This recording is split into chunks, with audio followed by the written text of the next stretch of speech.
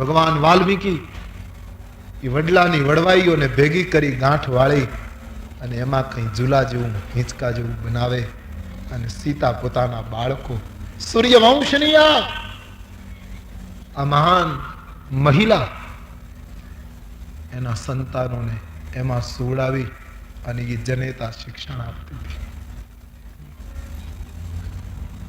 લોકોના સમાજની લોકોની માન્યતાની આ કરુણા.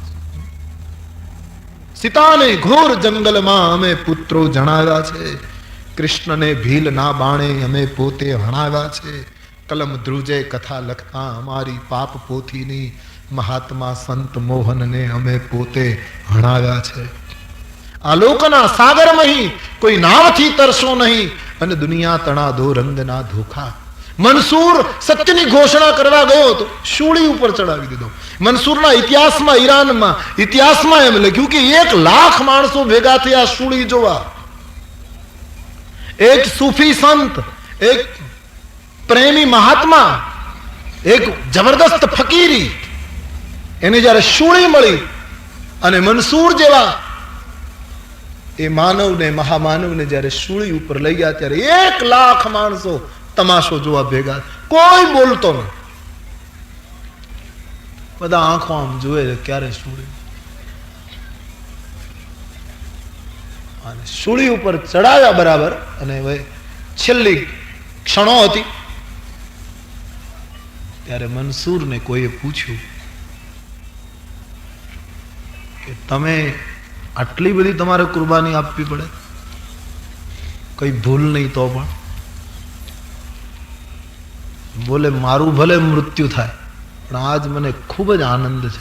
મંસૂરના છેલ્લા વાક્યો, આજ મેં બહોત ખુશ હું. બોલે તમે મૃત્યુ તમને આમ ખલાસ કરવામાં આવે?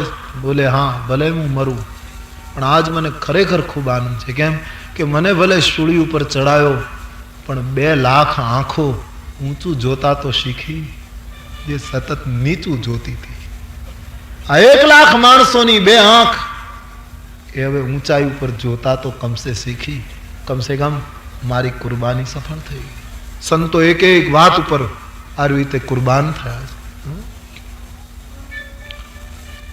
તો ભીડ વધે એટલા માટે હું નથી કહેતો કે કથામાં આવે, પણ આ માનસરોવર કથા આવી છે તો પણ છતાં ન જવાતું હોય તો એનું કારણ છે કે ગૃહકારજ નાના જંજાલા તે અતિ દુર્ગમ શૈલ વિશાલા. જંગલમાં જઈએ તો વાઘ વરુ આ બધા હોય, હિંસક પ્રાણીઓની ગર્જના થતી હોય, એ પણ પહોંચવા ન દે. તુલસીદાસજી કહે ઘણી વખત કથામાં જવું હોય તો પછી એ બધા ભીષણ પ્રાણીઓ કયા કે અમુક માણસો જેમ તેમ બોલે, તિનકે બચન વ્યાઘ હરી વ્યાલા. તમે બહુ કથા સાંભળવા જાઓ ને બહુ ભજન કરો ને બહુ ભક્તિ કરો ને લોકોને ખબર પડે ને તો એ સીધું ન કહે, પણ તમે બજારમાંથી નીકળો એટલે પાન ખાતા ખાતા બીજાની સામું જોઈને વાત કરે હમણાં તો ભક્તિ બહુ ઉપડી, એટલે સમજવાનું કે આ પ્રહાર આપણા ઉપર. તિનકે બચન વ્યાઘ હરી વ્યાલા. ઘણા માણસોને એ પાછા કાઢી મૂકે, ઘણાને ગ્રહની જંજાળો ન પહોંચવા દે. એમ કરતા કરતા જે માનસ સુધી પહોંચી જાય. એક વસ્તુ પહોંચવું કઠિન છે, બાકી એક વખત પહોંચી ગયા પછી પાછા વળવું કઠિન છે. मानस का हो गया वो पूरा मानव बन गया, बाद में तुम अमानव नहीं रह सकते. પછી तो रोना धर्म हो जाएगा, दर्द दिव्यता बन जाएगी. वेदना જીવનનો શ્વાસ બની જશે. પછી એટલે જ માણસ માનવ બનતા અચકાય છે, કારણ કે પછી પાછું ફરી શકાતું નથી. એના કરતા પશુતામાં જીવવું સારું કે ગમે તેમ જીવાય, પણ મનુષ્ય બન્યા પછી તકલીફ છે એટલે માણસ પહોંચતો નથી. તો આ રીતે ગોસ્વામીજીએ માણસની મુશ્કેલીઓ પણ બતાવી, કઈ રીતે પહોંચાય એ પણ બતાવ્યું, અને આમ શરણાગતિના ઘાટ ઉપર કથાનો આ રીતે આરંભ કર્યો. હવે કર્મની ભૂમિ ઉપર યાજ્ઞવલ્ક મહારાજ ભરદ્વાજજીને કહે એ કથાનો આરંભ પ્રયાગની ભૂમિ ઉપર જ્યાં સંગમ થયો એ પાવન ભૂમિ ઉપર તુલસીદાસજી કરાવે છે એ કથા. 3 વાગે. ये रामचंद्र श्री बालकृष्ण लाल की सद्गुरुदेव ओम नमः पार्वती पतये हर.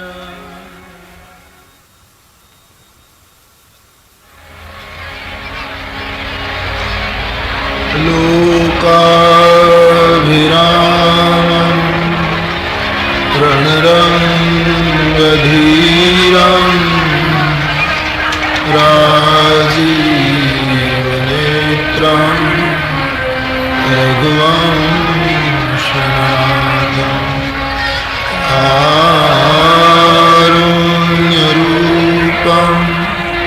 करुणाकरं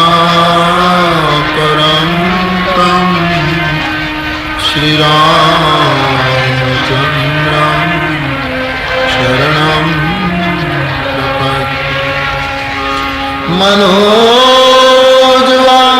मारुततुल्यवेगं जितेन्द्रियं बुद्धिमतां वरिष्ठं वातात्मजं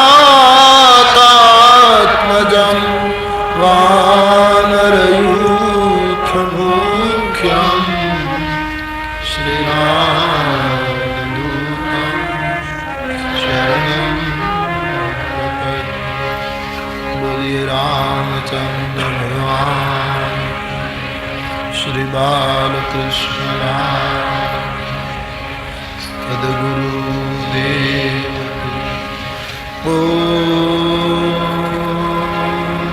नमः पार्वती पतये हर. श्री राम जय जय राम. श्री राम जय राम. श्री राम जय राम. श्री राम जय राम.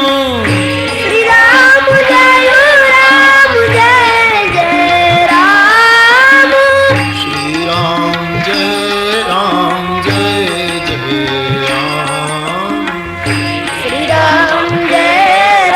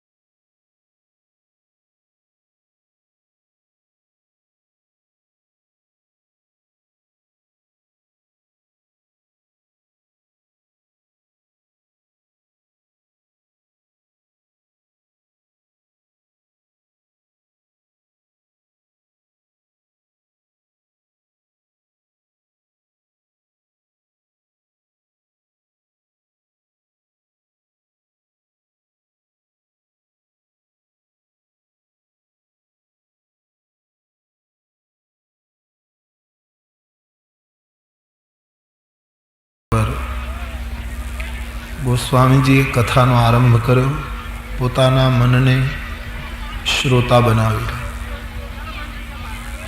હવે ગોસ્વામીજી આપણને સંગમ તરફ દોરે છે. ગંગા યમુના અને સરસ્વતીનો જ્યાં ત્રિવેણી સંગમ, એવા પવિત્ર તીર્થરાજમાં મહર્ષિ ભરદ્વાજ ઋષિનો આશ્રમ છે. ભરદ્વાજજી તપસ્વી સંત છે, રામ પ્રેમી છે. એનો પરિચય ગોસ્વામીજી આપતા લખે છે, ભરદ્વાજ મુનિ બસગી પ્રયાગા, ભરદ્વાજ મુનિ બસગી પ્રયાગા, તુમ્હી રામ પદ અતિ અનુરાગા,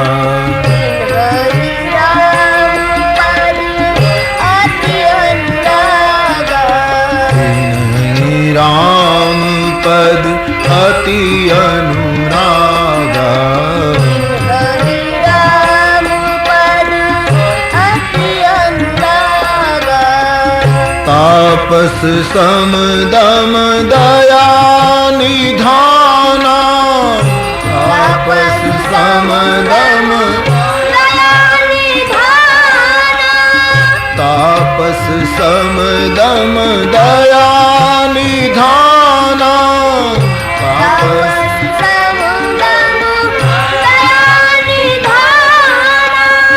परमारथ पथ परम सुजाना, परमारथ पथ परम सुजाना, परमारथ पथ परम सुजाना, परमारथ पथ परम सुजाना, माघ मकर गत रवि जब हो, माघ मकर गत रवि जब होए, तीर्थपति आवत सब कोई, तीर्थपति आवत सब कोई, भरद्वाज मुनि बसगी प्रयागा, भरद्वाज बसगी प्रयागा, જેને રામના ચરણમાં અત્યંત પ્રેમ છે, તપસ્વી છે, સમદમના ધારક છે. પ્રયાગમાં માઘ સ્નાનનો મહિમા. દર વર્ષે માઘ સ્નાન કરવા માટે દેવતાઓ, કિન્નરો, યક્ષો, ગંધર્વો, સંત વૃંદો, ખટ દર્શન મહાત્માઓ એકત્રિત થાય. એક માસ સુધી ત્રિવેણી સ્નાન કરે, માધવ પૂજા કરે, અક્ષયવટની પરિક્રમા કરે અને ભરદ્વાજ ઋષિના આશ્રમમાં આવી બધા અનેક વિષયની ચર્ચાઓ કરે. બ્રહ્મ નિરૂપણ, ધર્મ વિધિ, વર્ણય, તત્વ વિભાગ, અનેક ચર્ચાઓ કરે. માઘ સ્નાન પૂરું થાય પછી બધા પોતપોતાના આશ્રમ તરફ વિદાય લે. એકવાર આવી રીતે માઘ સ્નાન માટે પ્રયાગમાં સંતો એકત્રિત થયા. સ્નાન પૂરું થયા પછી મહાત્માઓ પોતપોતાના આશ્રમ તરફ વિદાય લેવા લાગ્યા. ભરદ્વાજજી બધા મહાત્માઓને વિદાય આપે છે, પણ છેલ્લે યાજ્ઞવલ્ક નામના સંત જ્યારે વિદાય માંગે છે ત્યારે ભરદ્વાજજી એમના પગ પકડી લે છે. પરમ વિવેકી સંત છે યાજ્ઞવલ્ક. પગ પકડી આગ્રહ કરી, પ્રાર્થના કરી, એમને રોક્યા છે, ચરણ ધોયા, પૂજા કરી. યાજ્ઞવલ્કજીએ કહ્યું કે મહારાજ, હું પણ આપને ત્યાં એક માસથી મહેમાન, આપ મને વિદાય આપો. બોલે, નહીં બાપજી, મારે એક મહત્વનું આપનું કામ છે. શું? હું કેટલાય સમયથી શોધતો તો મને એવી વ્યક્તિ મળી ગઈ. મારા મનમાં કેટલાય સમયથી એક સંશય ઘૂમે છે. એ સંશય મારે તમને રજૂ કરવો છે. નાથ એક સંશય બળ મોરે, નાથ એક સંશય बड़ मोरे, नाथ एक संशय बड़ मोरे,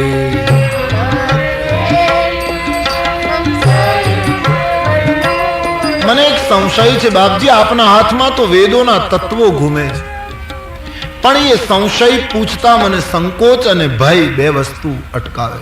એક તો સંકોચ થાય છે કે આવો પ્રશ્ન પૂછાય, બીજો ભય લાગે છે કે તમે નારાજ થાવ તો અને એમ કહો તો કે આટલા વર્ષથી માઘ સ્નાન કરો, સંગમને કિનારે બેઠા, હજી સંશય ગયો નહીં.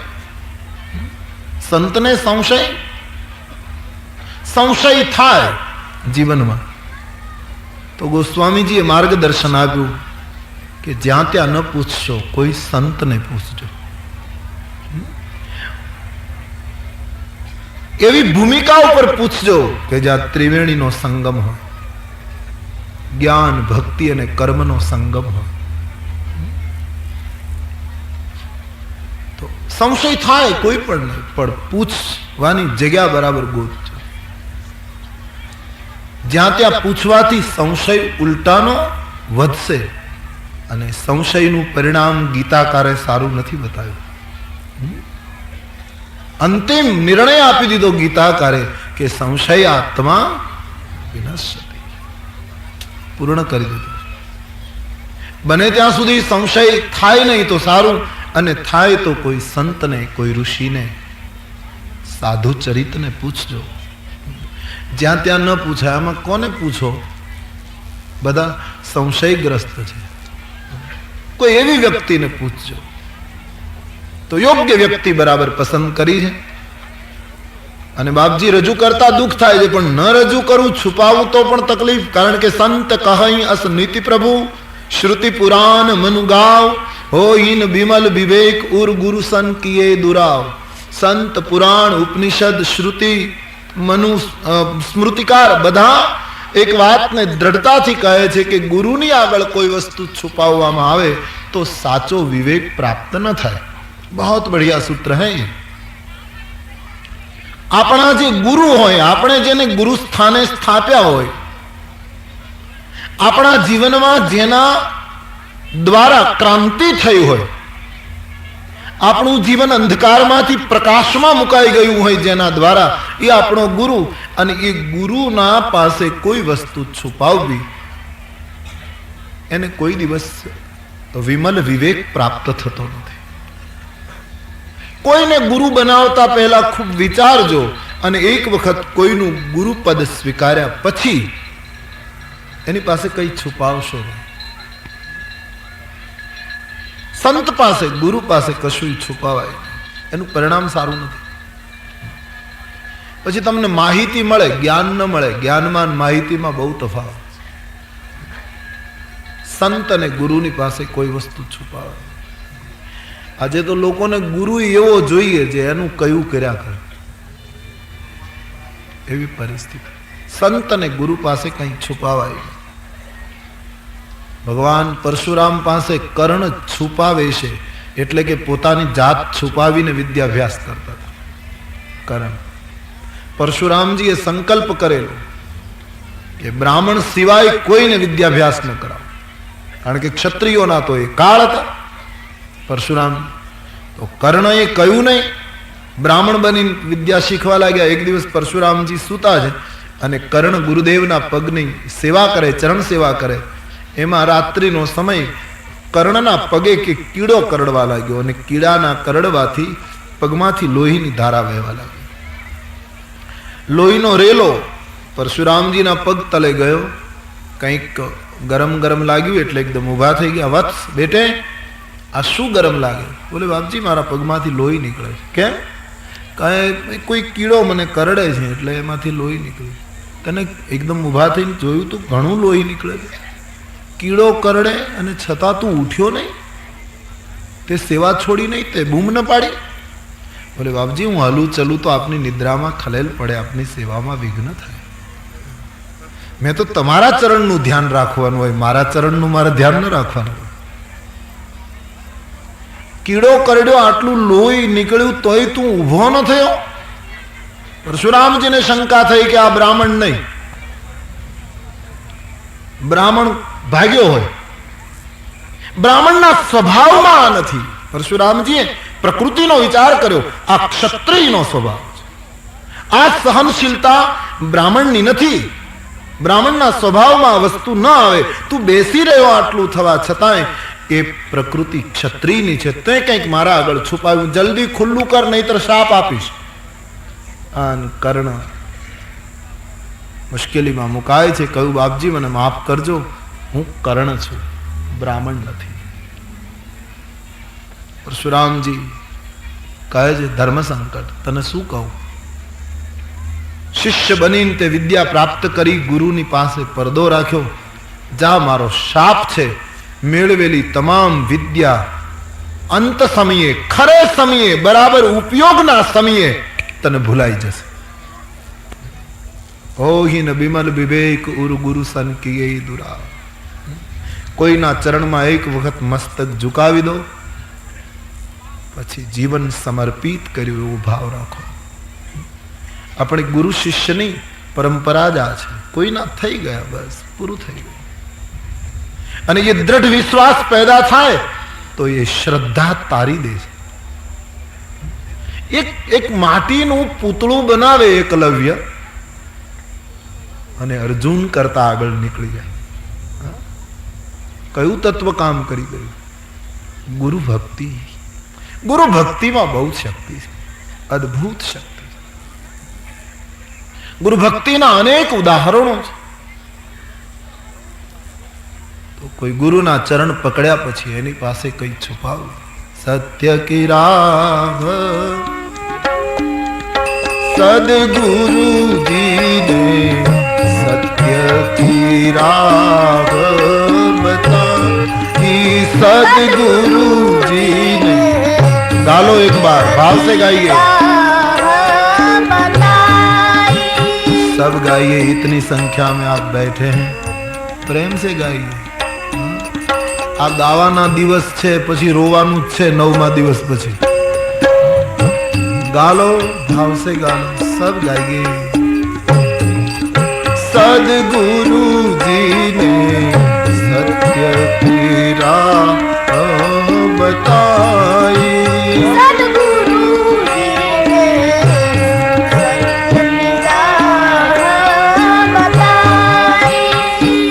नाम से नेहा लगाई, नाम से नेहा लगाई. और कुछ नहीं, नाम से नेह करो, यही रहा. नाम से नेहा लगाई,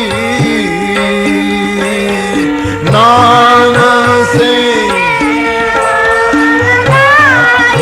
सदगुरु जी ने सत्य की राह बताई. सदगुरु जी ने सत्य की राह बताई. सदगुरु जी ने सत्य की राह बताई.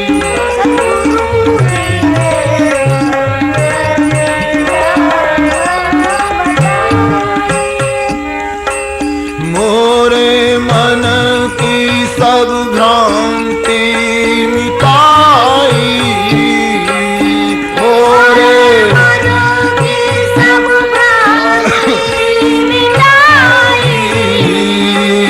मोरे मन की सब भ्रांति मिटाई.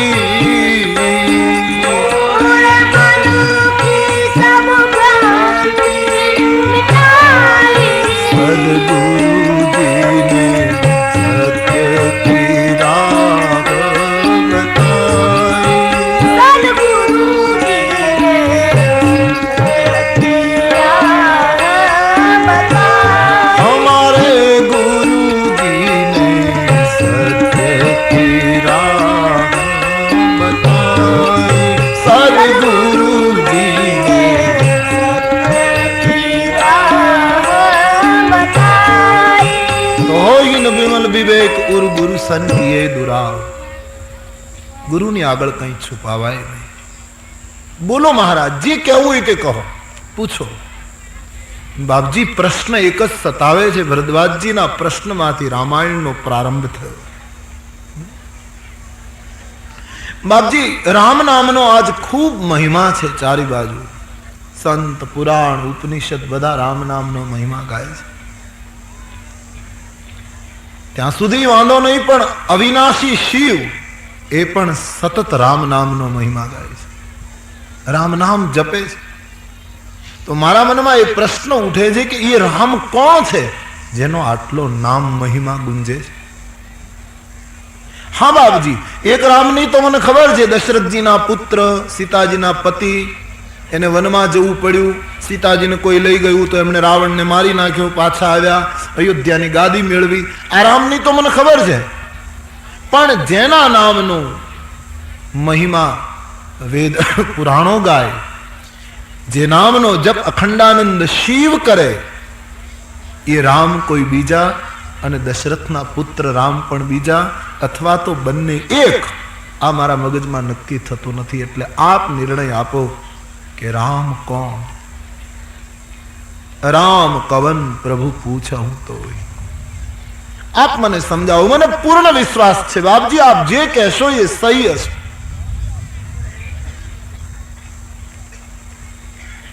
प्रभु सोई राम की अपर को जाहि जपत त्रिपुरारी, सत्य धाम सर्वज्ञ तुम कहूं विवेक विचारी.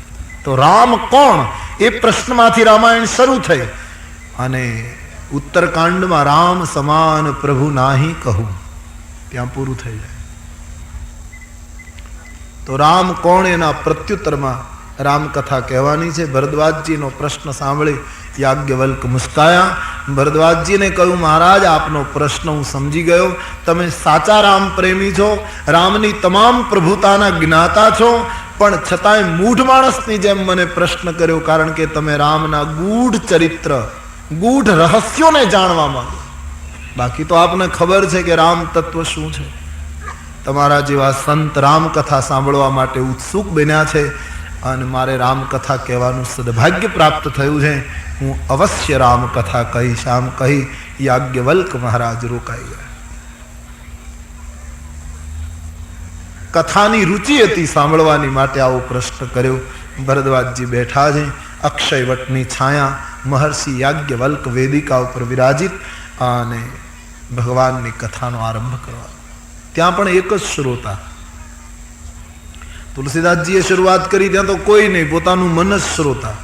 याज्ञवल्के शुरुआत करी त्या एक ज व्यक्ति भरद्वाजजी. शंकर भगवान कथा कहेशे कैलास पर त्या एक ज पार्वती.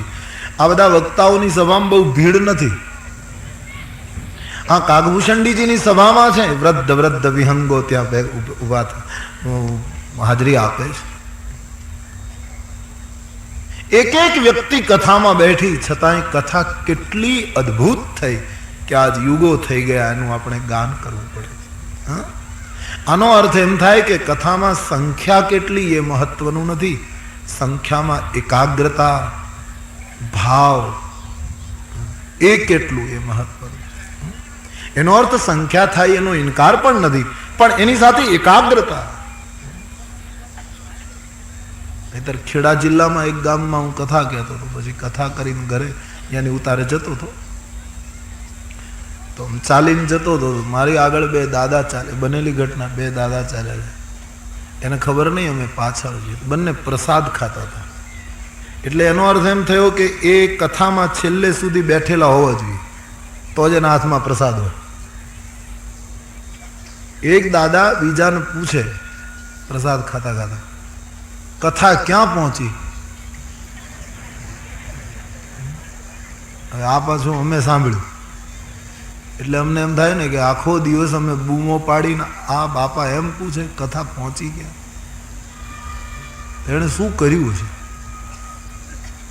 આટલેથી વાત અટકે તો વાંધો નહીં, પણ જે બીજાએ જવાબ આપ્યો છે કે એ આપણે કઈ ધ્યાન રાખવાનું હોય, એ તો મહારાજને ધ્યાન રાખવાનું હોય ક્યાં પહોંચાડવું ને ક્યાંથી ચાલુ કરવાનું. આપણે તો મંડપ બાંધી દીધો, વ્યાસ ગાદી બનાવી દીધી, એને લઈ આવ્યા, બધી વ્યવસ્થા કરી, એ બધું આપણે કર્યું. બાકી આપણે એમાં મગજ બગાડવાનું હોય? પ્રસાદ ખાવ. આવું સાંભળીએ ત્યારે થાક લાગે કે આ બધું ક્યાં ગયું. હા, કથામાં એકાગ્રતા સારું છે. મેં ગઈકાલે, હું આલોચના માટે નથી કહેતો, પણ છેલ્લે છેલ્લે કથાઓમાં ઘણી રુચિ અને એકાગ્રતા જાગી છે. કથાનો ભાવ એક ઉઠ્યો છે સમાજ, એક સારી નિશાની. યુવાન ભાઈ બહેનો કથામાં આવતા થયા છે, બહુ સારી નિશાની. શાળા કોલેજો, શાસન, સત્તા કે કાનૂન તમારી સોસાયટી કે ક્લબો એ નહીં કરી શકે, એ સત્સંગ કરી શકશે. ક્લબો નિષ્ફળ ગઈ છે, સોસાયટીઓ નિષ્ફળ ગઈ છે, શાળા કોલેજના શિક્ષણમાં અજંપો દેખાય છે.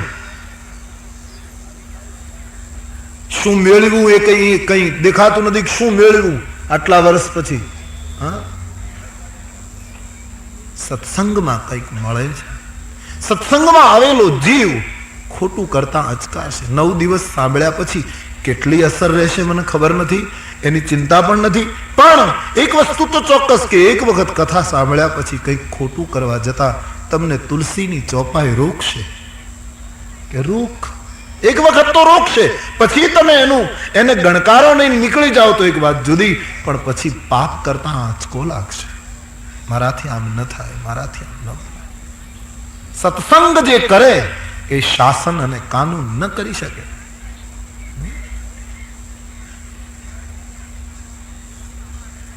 આમ રોડ ઉપર લખ્યું હોય નો એન્ટ્રી કોઈ જગ્યાએ, તો એ ક્યાં સુધી નો એન્ટ્રી રહે? કોઈ પોલીસમેન ઉભો હોય ત્યાં સુધી. ન હોય ને 8, 9, 10 વાગ્યા હોય તો બધા નો એન્ટ્રી.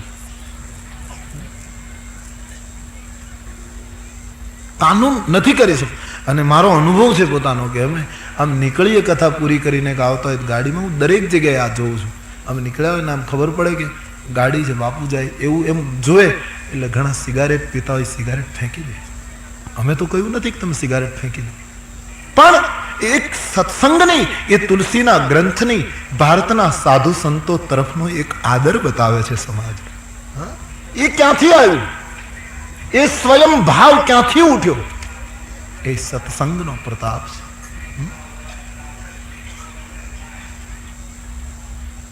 તો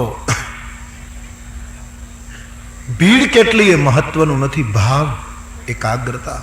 કથાને સાંભળ્યા પછી તમારા હૃદય સુધી જે પહોંચે એને લોભીના રૂપિયાની જેમ સાચવજો, એ તમને ખરે સમયે કામ આવશે. કંજૂસ જેમ પૈસાને સાચવે, પાપ કરનારો પોતાના પાપ જાહેર ન થઈ જાય એને જેટલું ગુપ્ત અને ખાનગી રાખવાની કોશિશ કરે, એમ કથામાંથી મળેલા સૂત્રોને જીવનમાં એવી રીતે પકડી રાખજો, બહુ મદદ કરશે, અવશ્ય મદદ કરશે. જીવન કઈ એક સરખું ચાલવાનું છે આપણું? સુખ એટલે સુખ જ રહેવાનું છે, દુઃખ એટલે દુઃખ જ રહેવાનું છે. એમાં તો અનેક ગંગાના પાણીની જે મોડ આવશે, ક્યારેક આમ ક્યારેક આમ. અને એ વખતે સત્સંગ મદદ કરશે, ધર્મગ્રંથો મદદ કરશે. તો યાજ્ઞવલ્ક મહારાજની સન્મુખ એક ભરદ્વાજજી બેઠા છે, કથાનો આરંભ કરવો છે. વડલાના વૃક્ષની નીચે બધા વક્તાઓ વડલાની નીચે બેઠા છે, યાજ્ઞવલ્ક પણ વડલાની નીચે. શંકરજી શિવ વિશ્રામ વિટપ શ્રુતિ ગાયા, ભગવાન શંકરજી પણ વડલાની નીચે બેસીને કથા કરે છે. કાગભૂષણજીજી પણ બટ તર્ક હરિ કથા પ્રસંગ, વડલાની નીચે. વડલો એ વિશ્વાસનું પ્રતીક છે રામાયણમાં. બટ બિસ્બાસ અચલ નિજ ધર્મા. વિશ્વાસની છાયામાં શ્રોતા અને વક્તા ન આવે ત્યાં સુધી કથા કેમ અસર કરે?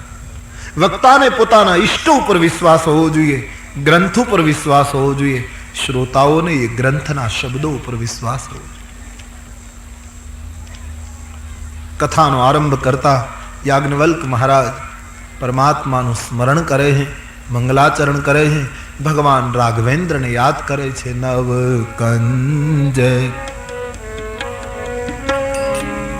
મુખ કર કંજ પદ કંજારુણમ હરન ભવદારુણમ શ્રી રામ ચંદ્ર કૃપાલુ ભજવન હરણ ભવ ભયદારુણમ હરણ दीन बंधु दीनेश दानव दैत्य वंश निकंदनम भज दीन बंधु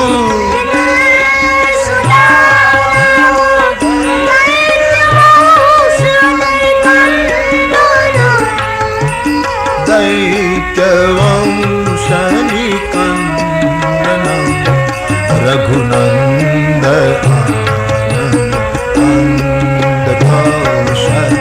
चंद धस रथनंदनम हरन दारुणम श्री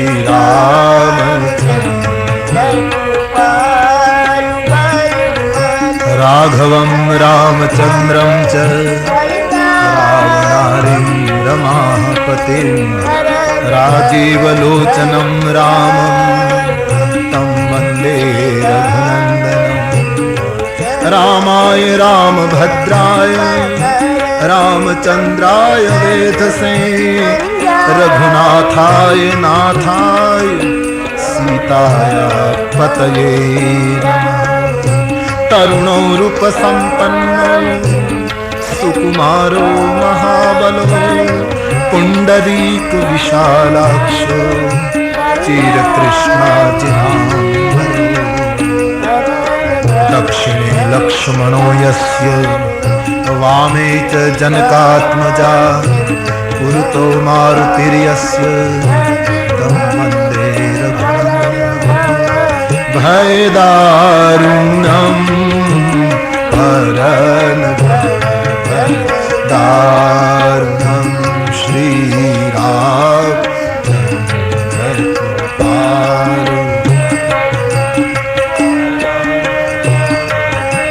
नीलाम्बुज श्यामल कोमलांगं सीतासमारोपितवामभागं पाणौ महासायक चारुचापं नमामि रामं रघुवंशनाथं राम वाम दिशि जान